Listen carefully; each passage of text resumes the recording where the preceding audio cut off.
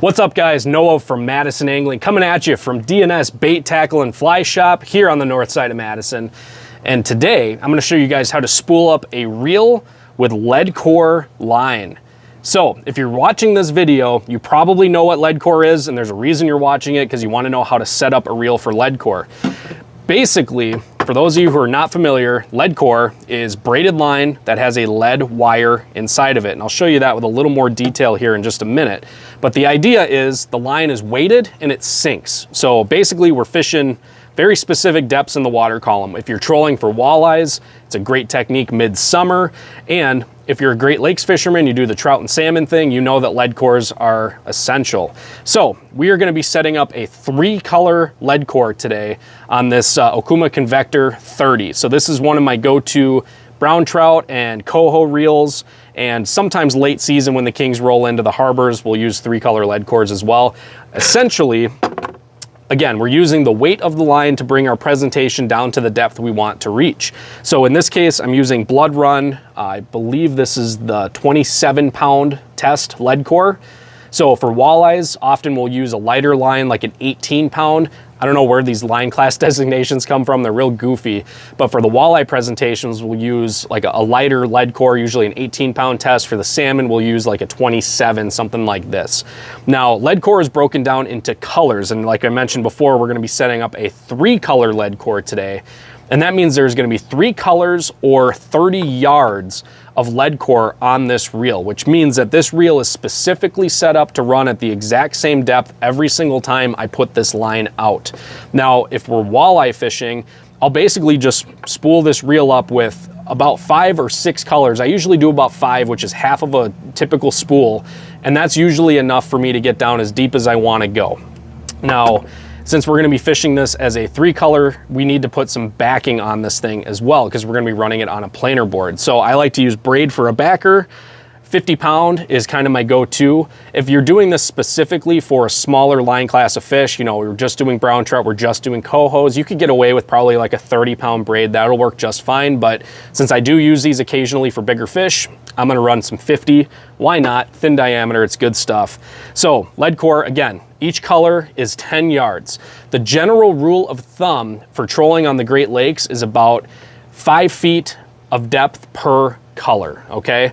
So if we're doing 3 colors, 30 yards, we should be getting down approximately 15 feet in the water column or so. It's not a perfect science, but that's what we're gonna be setting up today. I'm gonna show you guys how to work with this stuff. It's actually very simple to set up. So on this Convector, I went ahead and put some 25-pound mono on here. I went ahead and put a little bit of electrical tape on the spool, double overhand knotted the mono on there. It's on there nice and secure. And I probably put on, I don't know, 10, 15 yards of mono or so, because then we're gonna use our 50-pound braid for our main line or our backing in this case. And I attached it with an Albright knot, which I also included in my last video. Nice, easy line-to-line connection knot. I really like it for braid to mono, braid to fluoro. You can use whatever line-to-line knot you like or most comfortable with. In this case, I really like the Albright knot. So we are gonna use the line winder here. This is much easier to do on a machine rather than to crank on, you know, almost a couple 100 yards of braided line onto your level wind reel. So I'm gonna go ahead and spool up this braid, and we wanna make sure we leave plenty of room on the spool for our LEADCORE. So in this case, again, we're using 3 colors or 30 yards of this LEADCORE line. It is fairly thick, so we wanna make sure we have enough room left in the spool for this. Now, because this is basically a set line presentation, in this particular case, when we're salmon fishing and running planer boards with LEADCORE, I don't have to have a line counter on this reel. I'm going by the fact that I know this is a 3-color. There's only ever gonna be 30 yards of line out, deployed, ready to go on this reel. So I don't need a line counter, and I really don't need to pay too terribly much attention to how much backing I'm putting on this, just because I'm only putting 3 colors of lead on here. It is gonna take up some space, not a ton. And when I'm setting up my walleye trolling reels, I do it the same way. I basically just put you know, I don't know, just enough backing on here to kind of fill the spool about halfway. Then I'll put my 5 colors of my 18-pound LEADCORE on, and I'm just flatline trolling with those anyway. So no need for a line counter. Just watch the colors of lead as they go out. Pretty simple. So I'm gonna go ahead and spool on some of this 50-pound braid as our backing.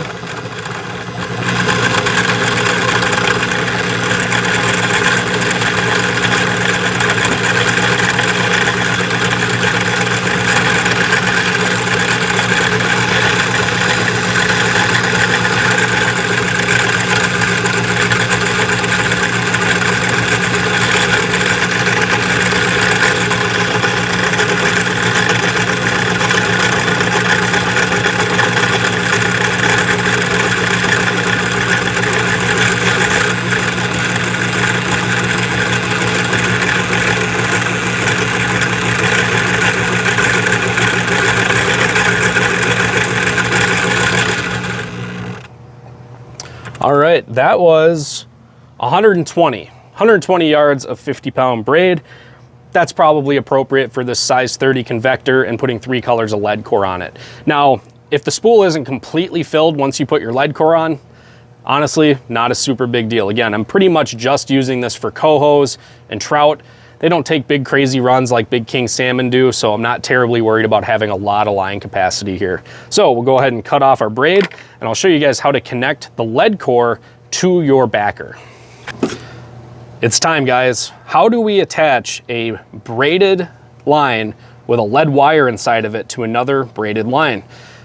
It's really simple, actually. So we're gonna take off a little bit of our lead core here, and we're gonna pull back the braid, and watch this. It's gonna expose the lead wire inside. So I'm gonna pull out, I don't know, about 3.5, 4 inches of that lead wire. We're gonna snip it off, and now we have a hollow section of braid. This is how we're actually gonna attach it. We're gonna take our main line here, our backer, we're gonna slide it inside of this braid, and we're gonna tie an overhand knot. So I'm actually gonna tie my overhand knot right now, or at least get the loop started. I'm not gonna cinch it down, but just an overhand knot in my lead core. Now I'm gonna take the tag end of my backing, in this case this 50-pound suffix, and I'm gonna very carefully, this is kind of annoying, I know, very carefully push it inside of my lead core. Takes a little finesse. Once you get it started, it goes fairly easily. There we go.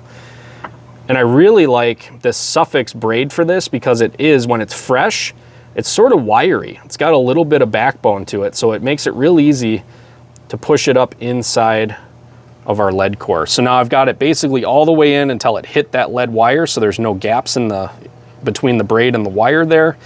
And now we're gonna slide our overhand knot all the way down, basically to the end of our lead core here, right there.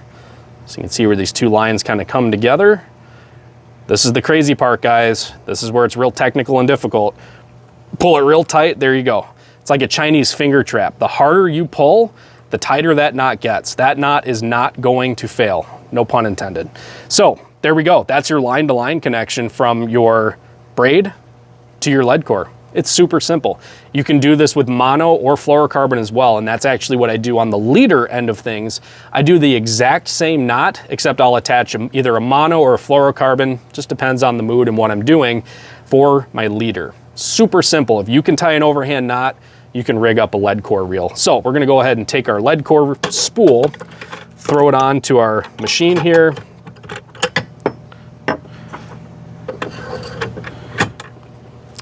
and wind it on. Now this spool should have just 3 colors of lead left on it. I did a 2-color off of this one, a 5-color. That should leave us with 3 colors, which is exactly what I want this reel to be. So you'll also notice when I was spooling on the braid backing, or the main line I suppose, I was keeping a fair amount of pressure on that spool. We want to make sure that braid is packed onto the spool nice and tight. There aren't any voids. That way if you do hook a really big fish and it's pulling really hard, it's not gonna dig in and create more drag in the spool, potentially pulling hooks on a fish or even creating a weak spot in your line. So nice and easy, we'll go ahead and spool on our lead core.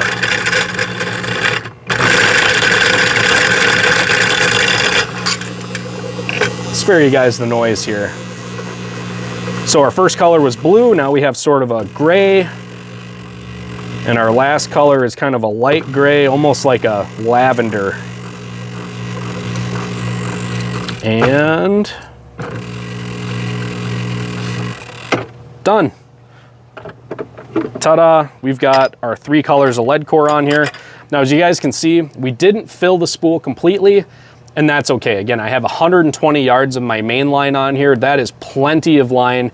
Even if we do hook a big salmon with this thing, I think we're gonna be just fine with that 120 yards.